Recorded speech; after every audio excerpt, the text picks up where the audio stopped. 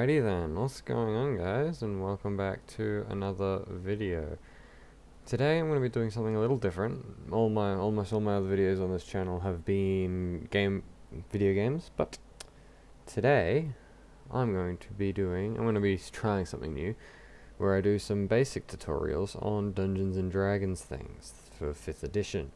So this is, like I said, for Dungeons and Dragons 5th edition, and this is going to be a quick guide to making your own character from scratch, just because this sheet can be very confusing for the first time looking at it, and there's a lot to think about, so that's why I'm going to be doing this video. Of course, if you're watching this in the future and your Dungeons and Dragons 6th edition is out or something, this video won't help you. Or if you're planning on playing 3.5 edition or 3.5e, then this video again isn't going to help you. This is for 5th edition only, because that's my area of expertise.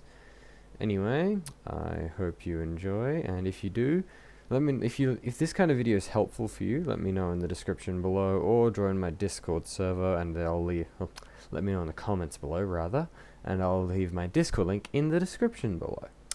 Anyway, it's YouTube meta to ask you to subscribe before I start, so if you like it, then subscribe, like, whatever you want to do to support the channel. Let me know that this kind of content is good for you.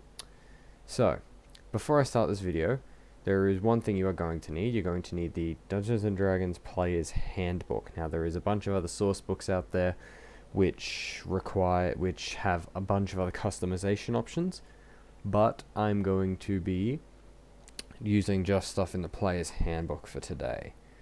So, let's just jump right into it. So the first thing that you want to do when you're on this sheet is you want to look up in the top right corner here.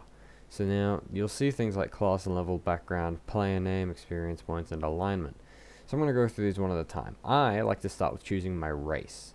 So your race, you have a look in the Player's Handbook, and there will be a section on races. Now I will pull it up and drag it over to the main screen here.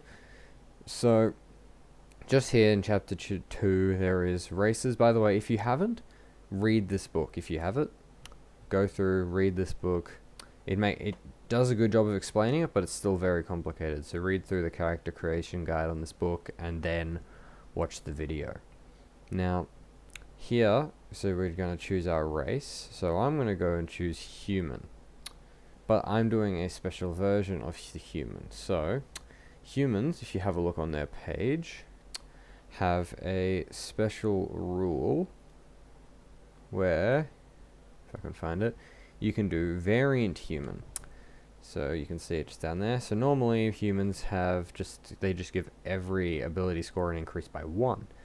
But here, this one allows you to increase 2 of your ability scores by 1, gain a skill and a feat. And now if you're new to Dungeons & Dragons, you're like, what does any of that mean? So I'm going to go through that now.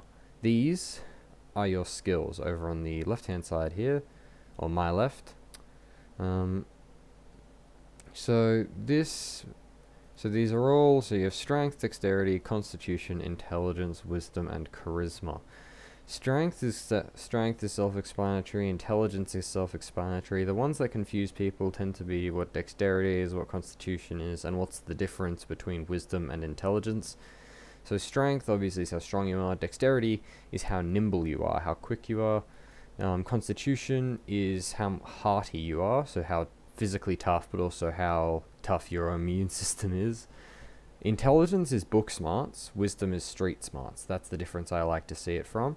So intelligence is the kind of smarts you'd get from studying. Wisdom is the kind of smarts you'd get from living on the streets or growing up in nature. And charisma is how good you are at talking to people, basically.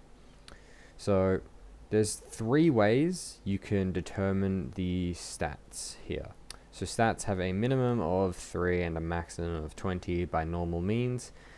And the way you determine them is there is 3 ways according to the Player's Handbook. There is the standard array, where there is a set of numbers which you can choose and allocate in these. There's a set of 6 where you can allocate them in there. There is point buy, where you have a set amount of points and you use those to buy your stat numbers and you put them in there.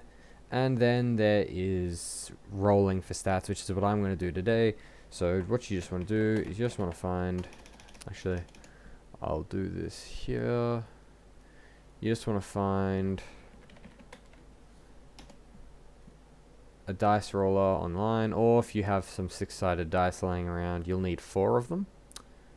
So what you do is you take your 4 dice here and you roll them. And let's see what I've got. 2, 5, 3, and 2. So then what you do is you subtract the lowest out of those numbers. And so that would be, now I've got 2 2s, and it doesn't matter which one I get rid of, but I have to get rid of one of them. And so that would be 10. Now I'm actually remaking one of my old characters. So I'm going to use my old rolled stats. But that's how you roll for stats essentially. So then you would write 10 up here and repeat the process 6 times till you had 6 numbers. Then you think about what your character what you want your character's best abilities to be, and allocate them in here. But like I said, I've actually got a set of stats already written up, so I'm going to put them in here right now, I think. So I've got that. So I've got a 17, an 18, a 15, a 16, sorry, a 9, and then 2 14s. Now, what do you do with these numbers? Well, they determine a modifier, and the modifier is what's added to dice rolls. And how do you determine that modifier? Well, you take this score. Now, this part seems to confuse a lot of people, so I'm actually going to pull up my calculator here. Once my down arrow is not stuck, you know what, let's try that again. Alright, not going to happen. Let's see if I can find a calculator. Ignore my bad spelling. Alright, so what you're going to do here is I'm going to go and... Alright, let's see. Here we are. So, I'm going to take my 17, right? Now I'm going to go and grab my calculator. I'm going to go 17. I'm going to subtract 10 first. That'll give me 7. Then I'd half it, which gives me 3.5. Then I round down. But before I actually go through with that, because I realize I've forgotten something, before I go through with that, I picked human. Now that allows me to increase 2 of these numbers by 1. I cannot increase 1 by 2, but I can increase 2 of them by 1. So I'm going to increase my intelligence by 1 to 10, and my strength by 1 to 18. Now, before I do that, so if you have a stat number below 10, then your modifier is going to be negative, which is a thing that can happen. So if that does happen, don't be confused. If you have a 9, you subtract 10, divide by 2, and round down, which goes to -1. That just means that you add -1 or subtract 1 from the dice rolls involving that stat. But I will get to how that works a little later. So now I subtract, so 18 subtract 10 divided by 2 is +4. 16 divided by 10 plus 2 is +3. Intelligence becomes +0. Wisdom 14 becomes +2. And 14 becomes +2. Again, if you really just don't like doing this maths at all, there is a place at the beginning of the player's handbook in the character creation guide which has the entire table from 1 up to 30. And again, D&D characters can only go from 3 at minimum to 20 at maximum, unless you have external means, and I think there is one feature to do it. So here we are. Now that I've got my stats and I've got my race, I have 2 more things to get from my race. You get languages, and humans can, and so you got to go to your player's handbook again, and you've got to, where did I put it? You've got to go to your player's handbook again, and you've got to find what right languages they can speak. Humans can get common. Everyone gets common, by the way. Every single race gets common, unless you talk to your DM about not being able to speak common for role-playing reasons or anything. And always remember, all of this is at the discretion of your DM. Your DM will ask your DM before you get your stats, because the DM can tell you if there's a specific way that he wants you to do it. The DM can tell you what races aren't allowed. The DM can say what classes you can't use, what backgrounds you can't use, etc., etc., etc. The golden rule of Dungeons and Dragons is listen to the DM. He, or the dungeon master, the guy running your game, he can change any of the rules in Dungeons and Dragons. The stuff in the player's handbook is generally agreed on, but again, it's interpreted. I'm just going to stop that word. It's used differently for everyone. So I can speak common. I'm going to speak one other language, so I'm going to use undercommon. Now, next thing I'm going to choose is my background. So I'm actually using so the thing about backgrounds is you can use the backgrounds in the player's handbook, or with the discretion of the dungeon master, you can make your own background or modify an existing one. It is a rule in the player's handbook you're allowed to do. I'm pretty sure it's in the player's handbook anyway. So if you look through the backgrounds and you go, there's nothing that really suits my character, then make one. You might be confused as to what a background is. It's basically your class is as an adventurer. So your background is what you did before you were an adventurer. So if in your backstory you stole stuff all the time, you might be a criminal. If you were devoted to a god and then you became a cleric from that, you might be an acolyte. For me, I'm using a custom background. So I'm going to type it in there real quick. So it's called Slave. This one's available in D&D Beyond here. I'll leave a link to this in the description below. Anyway, so for that, you get a set of skill proficiencies. So I get Insight, and I can choose either Persuasion or Deception. So I'm going to take Insight, and I'm also going to take Deception. And what else? I get proficiency in one tool of my choice. Now, I'm going to write my tools down later, unless I can. No. Alright, so I'm going to write my tool, and I can choose one tool of my choice. So, again, Dungeon Master's Guide has your tools. I'm going to take... I think I'm just going to take Smith's tools for now. I might change it. So, Smith's tools is like the tools a blacksmith would use. I can also learn one language of my choice. So I'm going to choose to learn Draconic. So that's the kind of language that dragons will speak. Again, Player's Handbook has most of the listed languages.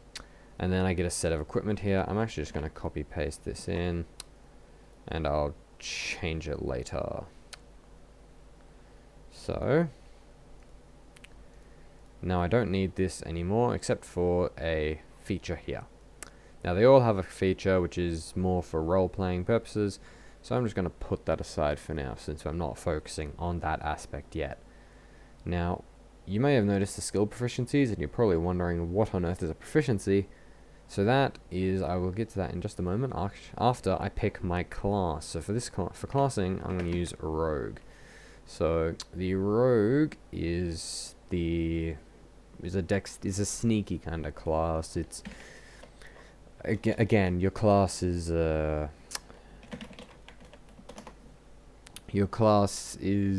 my gosh, I'm losing my words. It determines your abilities is the short way of answering. It determines what you can and can't do. So rogues here, I'm just gonna go pull them up really quickly. By the way, I am using an online version. If you're really tight for money, or you're using someone else's book, then I'm not going to say you should use this online one. Try if you can and buy it and support your local game stores because they do the best they can. So this is the class page for the Rogue, and so they get a whole bunch of things over here. So I'm actually just going to go through this step by step. So we start with my class features. We start with hit dice. So that is 1d8 per Rogue level. So what are hit dice? So essentially, when you short rest or long rest, you spend your hit dice and you roll them to see how much health healing you get back. So when you rest, you roll your hit dice. If you get all of your hit dice back on a long rest, but you can use them on a short rest. So your total goes there and the amount you have goes in the bottom there. Next, we have our hit points at first level. So that's 8 plus my Constitution modifier. So that's where Constitution comes in. So I add that to my hit to 8, and that gives me 11. So that's going to go up here in hit point maximum. Now, what's next? So now we have our proficiencies. So armor, weapons, tools, saving throws, and skills. So I'm going to start with my armor. I get a light armor proficiency. So you can write them. You can write this stuff in how you like. I just like to do it like this. And now then my weapon proficiency. So again, I'm gonna get to what proficiencies are shortly. So watch to the end of the video if you wanna get everything covered. So we're gonna start. So we get simple weapons, hand crossbows, long swords, rapiers, and short swords. Again, I will explain what simple weapons are in just a moment. And crossbows.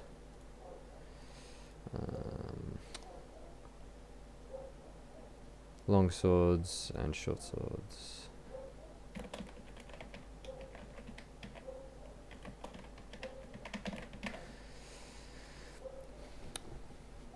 And then, okay. Now, it says class and level. So, because I'm starting at level 1, I will just write the number 1 next to that there. Now, what else do rogues get? Let's have a look again. So, saving throws. So, those are your saving throw proficiencies. They appear up in this box here. So, it was dexterity, so I tick that one. And intelligence, or you fill in those circles to mark proficiency. And again, I will get to what proficiency is. Now, you may have noticed there is a proficiency bonus in this column here. So, that's +2. It's always going to be +2 at level 1, by the way. That is not a thing for classes uniquely. Proficiency bonus is always +2 at level 1, and it increases based on character level, not class level. And there's a difference between those. I will explain that in a more detailed video. This is just how to make a basic level 1 character. And then we have skills. And so rogues choose 4 skill proficiencies from that list there.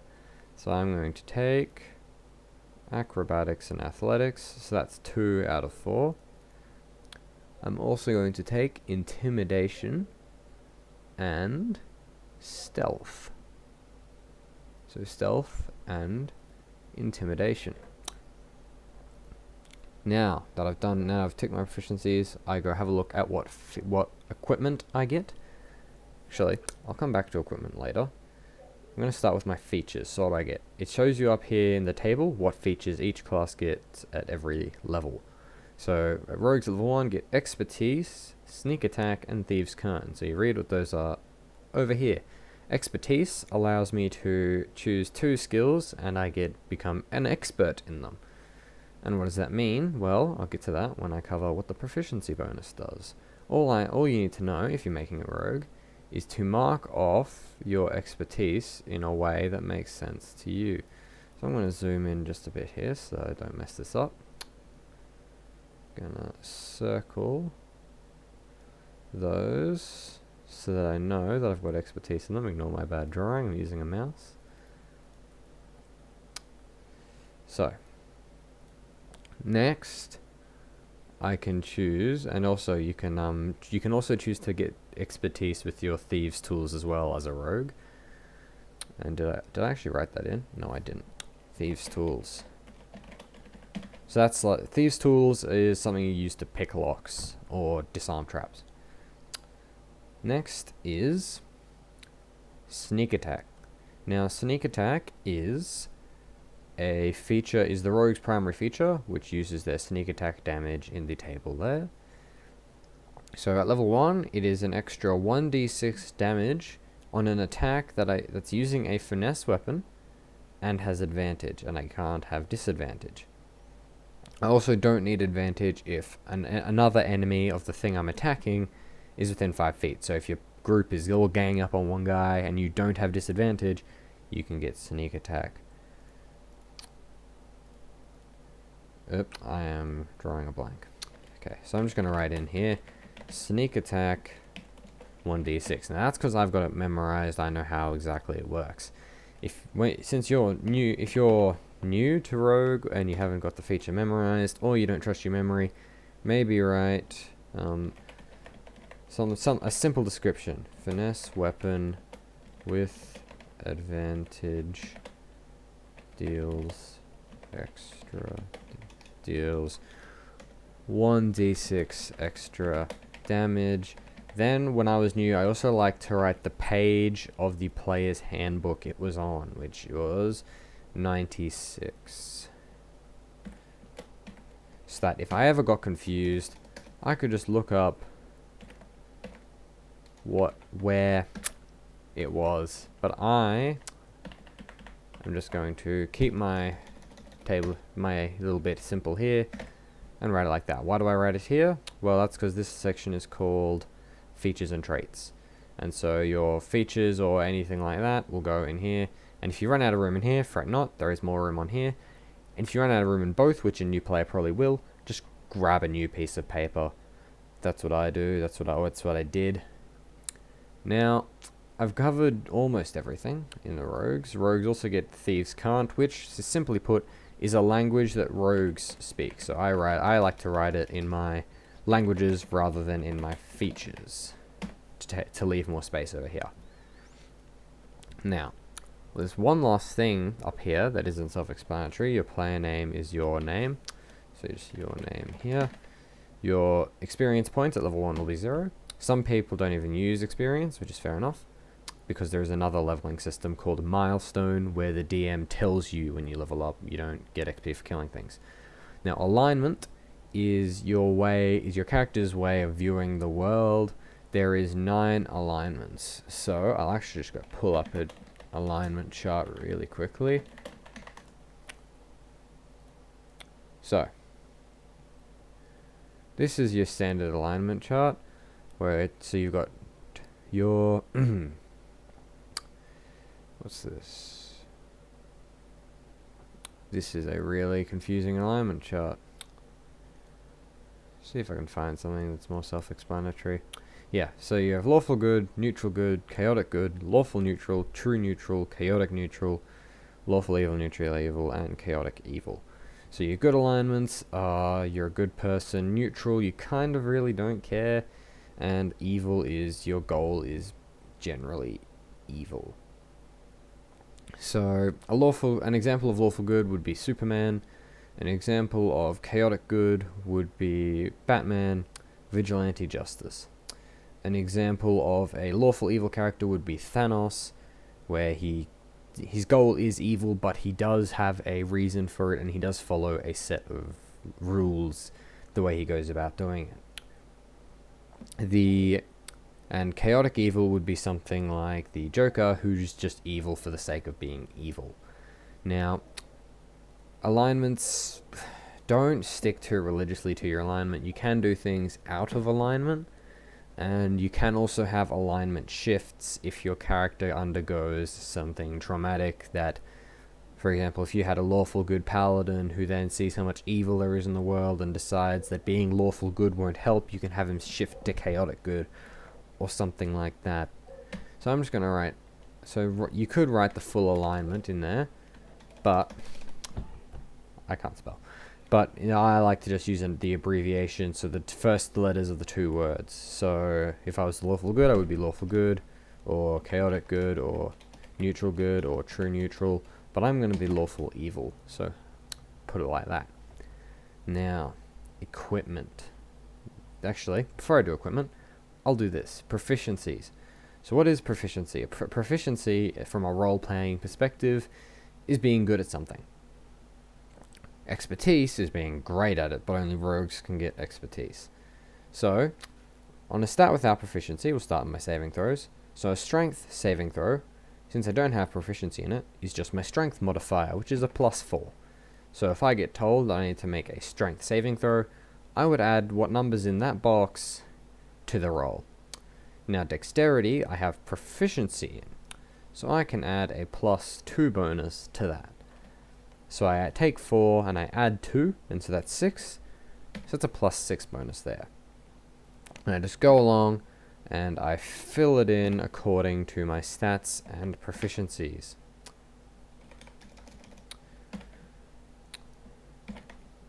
Now, expertise, according to the rogues, or the rogue in the player's handbook, means you can double this number for that stat. So, instead of just adding 2, I would add 4, which makes my acrobatics a +8. So then I go and I continue to fill out the rest of the table according to my stats.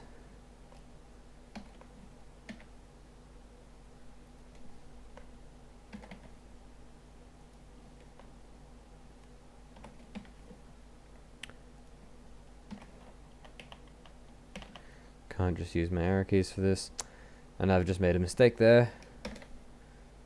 So again, since I have proficiency, I add my, oh yeah, by the way, there's the abbreviation here, if you couldn't tell, stands for the stat you use. So dex means dexterity, wisdom meaning wiz meaning wisdom, int meaning intelligence, stir meaning strength, and cut meaning charisma. You'll notice that constitution doesn't affect any of these, and that's because it affects your health instead. So intimidation will be +4, and I'm just going to be quiet while I fill out the rest of these.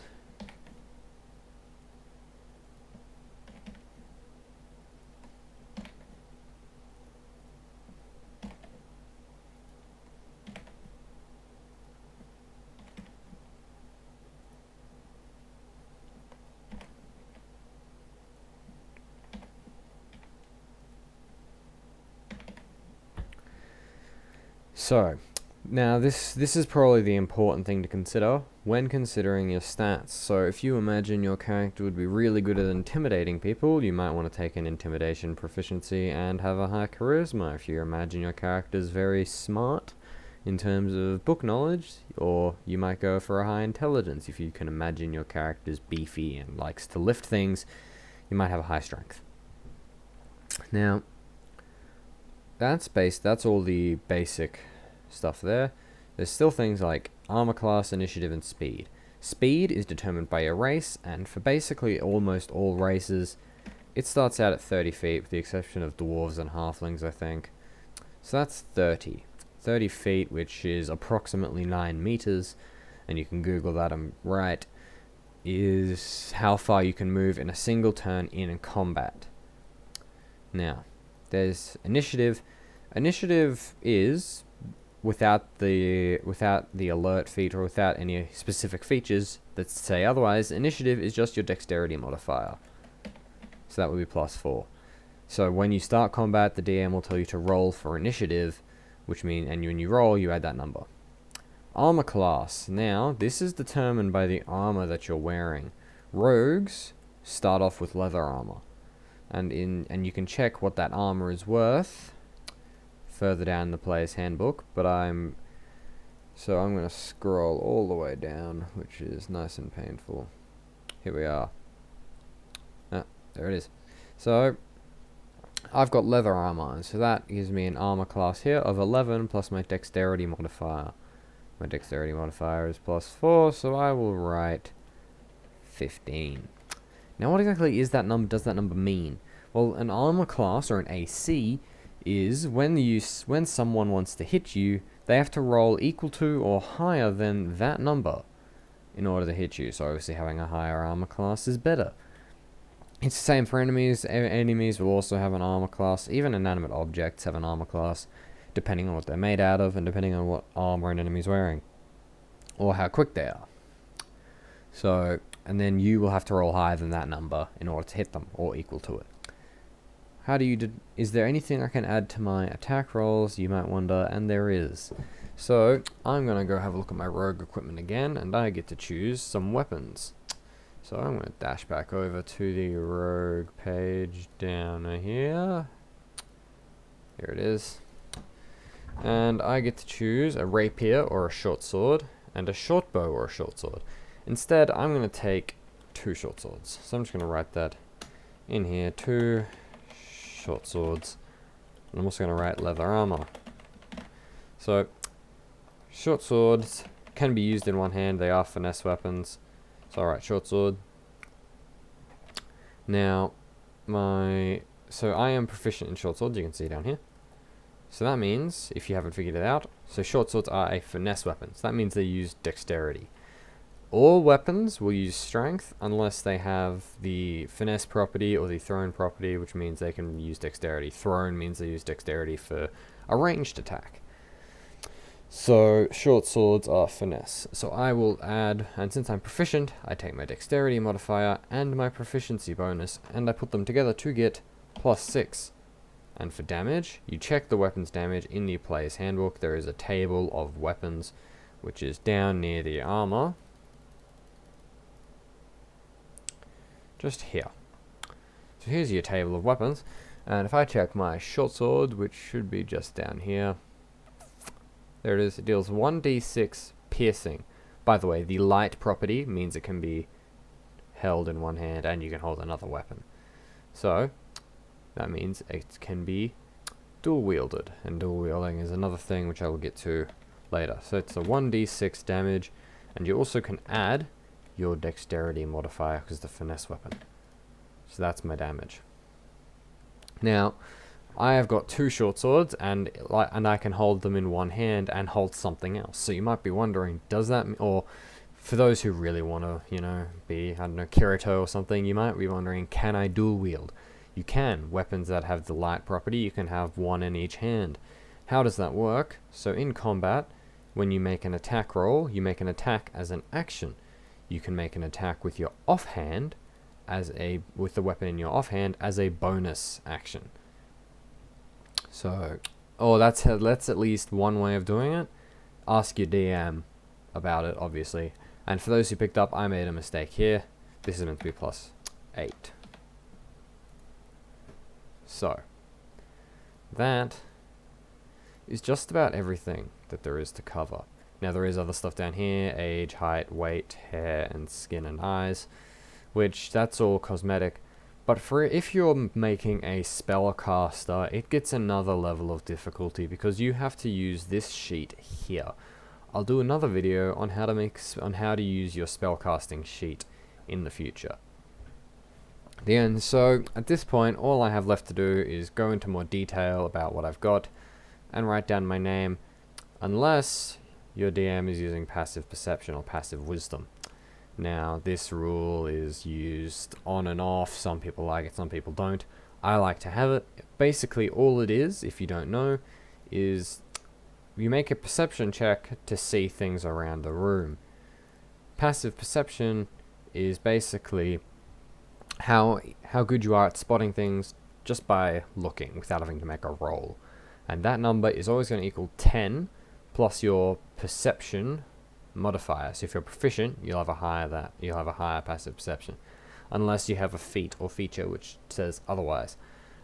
So my perception is +2, so 10 plus 2 is 12. Now some DMs like to have that number so they know how good you are at spotting things.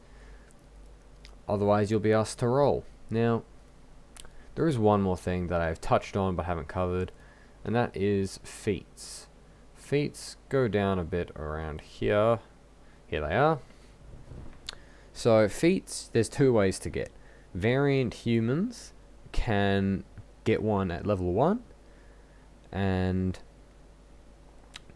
when you reach level 4, instead of taking your ability score improvement, you can take a feat. Now, feats is an optional rule, so please ask your DM before taking a feat.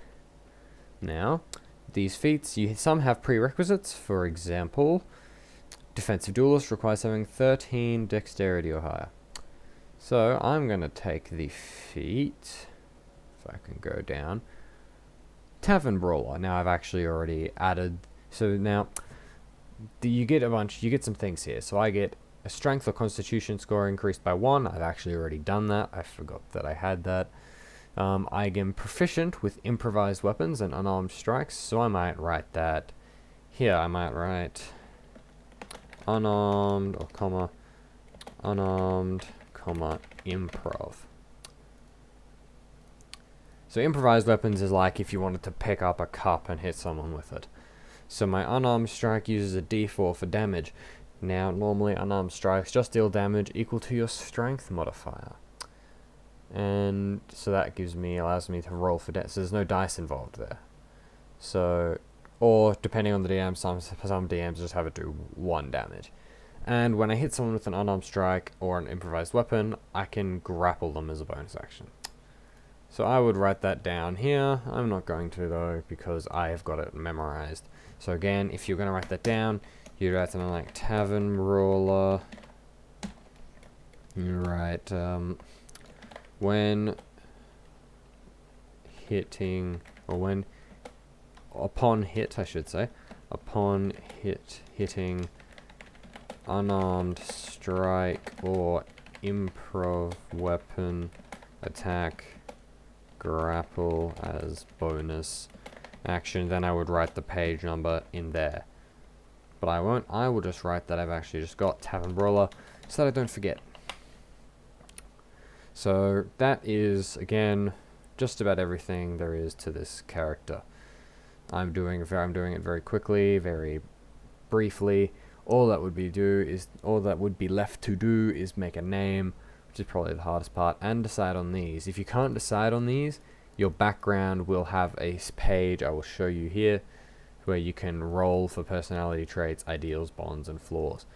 So, for those who don't know, a personality trait is something that's identifiable about them, that makes them unique. An ideal is something that the person believes, so like a philosophy. A bond is a reason to live, to go on an adventure, to save the world. What attaches you to the world and stops you from just dying. And then flaws is something that the DM can use against you, something that the DM can put in play that will make your character go nope. So that might be you're scared of, might be arachnophobia, and then the DM will chuck a giant spider at you and your character will be frightened, which is a status effect in the game, by the way.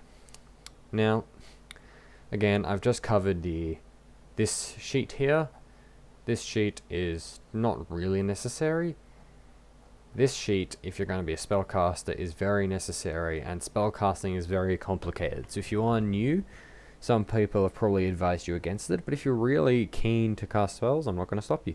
So, again, make sure you have the player's handbook. It's going to be the most important part in making characters, or you're using someone else's player's handbook, or again, there is versions online, but it's best to support your local game store. Anyway, I hope this video helped. If it's a bit different from normal, and I'm sorry for shaking it up, so I'm just hoping this video does alright. Of course, if you enjoy and you haven't subscribed already, then do that, and like. And if you have any suggestions for things for me to do in the future, more videos like this or more game videos, then hop in the Discord server or let me know in the comments below.